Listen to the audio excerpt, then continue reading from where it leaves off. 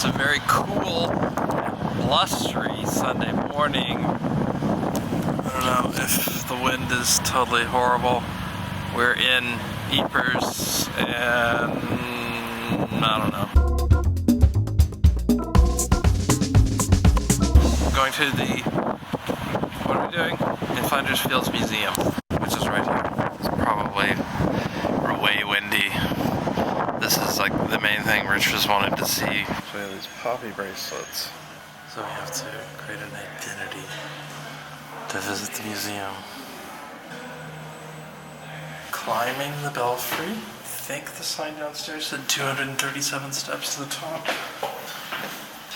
Maybe it was more. The wind is horrible, I'm sure, but we're up on the belfry now. This is pretty high, it's pretty windy, and that's the main square, and that's Menin Gate, which is a British War memorial where they have a ceremony each evening. So this is the transformation from 1911 to 1919 to today. Rich is in the bookshop telling how much she's going to spend. 5 hours in the museum. Worth it? Oh, of course. That was amazing. The In Flanders Fields Museum. I agree, it was pretty good. I hate to say it, this was better than the Imperial War Museum. It was, but we're here, so I would expect that. True. That's a pretty cool view of the two towers. Big one in the background is where we were a few hours ago for me, a few seconds ago as far as you're concerned. Well, this has to qualify as one of the stranger sights we've seen so far in Belgium. Why anyone would try to put Las Vegas here, I just don't get. And the irony is so much of what we see in the US is a recreation of the culture here. Here they go and pull in Las Vegas. Guess you never know. It appears to me the Belgians have been much more aggressive about installing wind power than we have. All over the place in this area. And it's very windy, so it makes sense, I guess. Gotta admit, I like the way Citroën incorporates the logo into their grille design with the most recent vehicles. Having the lower headlights is kind of bizarre. These are the main headlight units, so these are running lights and turn signals. I don't know. It's okay. It's amazingly big inside, gotta say that. We're here at the Władysław Cemetery, which contains the Katie Colbert sculpture grieving parents. It's pretty famous. Right there. So these are the Katie Colbert statues grieving parents. I like them for what they symbolize, which is an anti-war sentiment. And I like her as an artist because, in part, she was banned, her art was banned under the Nazi regime. These expressions of grief is what the Nazis considered degenerate. I think that really says something. Each of these granite stones represents 20 soldiers. Altogether, there are more than 25,000 people buried here. I don't see how any sane person can look at this as anything other than a tragedy. The reaction was common at the time of saying they died for their country and service and all that bullshit. It's just ridiculous. I don't understand how anyone could witness this and not be a pacifist.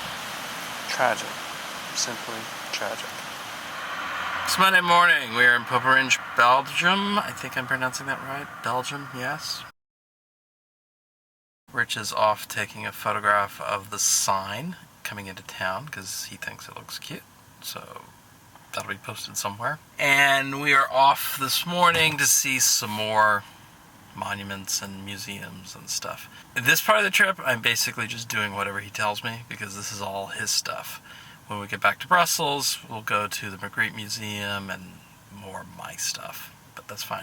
I enjoy it. I like, seeing the stuff, driving around, just being in Europe, Belgium. I have no idea what kind of car that is, but that's like the proverbial, find it in a barn type thing. We are somewhere in the Belgian countryside. Where are we? Sanctuary Hill. We're at the Sanctuary Hill Museum, which is a private museum. And it has a section behind it of tunnels and trenches and pockmarked areas from shells. Was this the front line? Yes. British section.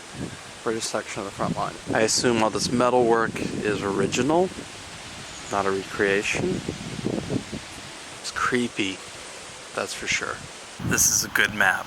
Poperinge is where we're staying. Ieper seems to be the center of things. It's where the In Flanders Field Museum was. We were just at Hill 62, and here's where we're at right now.